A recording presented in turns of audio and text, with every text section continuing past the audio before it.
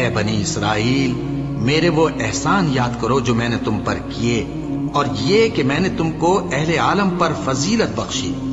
اور اس دن سے ڈرو جب کوئی شخص کسی شخص کے کچھ کام نہ آئے، اور نہ اس سے بدلہ قبول کیا جائے، اور نہ اس کو کسی کی سفارش کچھ فائدہ دے، اور نہ لوگوں کو کسی اور طرح کی مدد مل سکے۔ اور جب ابراہیم کی اس کے پروردگار نے چند باتوں میں آزمائش کی تو وہ ان میں پورے اترے۔ فرمایا کہ میں تم کو لوگوں کا پیشوا بناؤں گا۔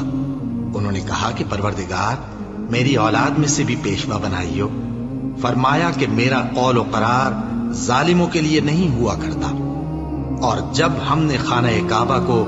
لوگوں کے لیے جمع ہونے اور امن پانے کی جگہ مقرر کیا،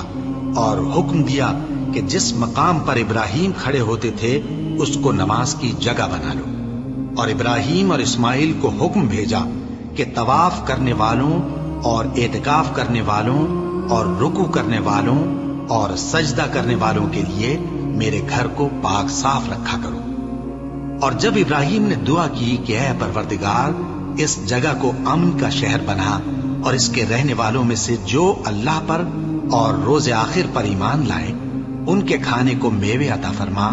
تو اللہ نے فرمایا کہ جو کافر ہوگا میں اس کو بھی کچھ مدت تک سامان زندگی دوں گا، مگر پھر اس کو عذاب دوزخ کے بھگتنے کے لیے مجبور کر دوں گا، اور وہ بری جگہ ہے۔ اور جب ابراہیم اور اسماعیل بیت اللہ کی بنیادیں اونچی کر رہے تھے تو دعا کیے جاتے تھے کہ اے ہمارے پروردگار، ہم سے یہ خدمت قبول فرما، بے شک تو سننے والا ہے، جاننے والا ہے۔ اے پروردگار، ہم کو اپنا فرما بردار بنائے رکھیو، اور ہماری اولاد میں سے بھی ایک گروہ کو اپنا حکم بردار بنائیو۔ اور پروردگار، ہمیں ہمارے طریق عبادت بتا، اور ہمارے حال پر رحم کے ساتھ توجہ فرما، بے شک تو ہی توجہ فرمانے والا ہے، مہربان ہے۔ اے پروردگار، ان لوگوں میں انہی میں سے ایک پیغمبر مبعوث کیجو جو ان کو تیری آیتیں پڑھ پڑھ کر سنایا کرے، اور کتاب اور دانائی سکھایا کرے، اور ان کے دلوں کو پاک صاف کیا کرے، بے شک تو غالب ہے، صاحب حکمت ہے۔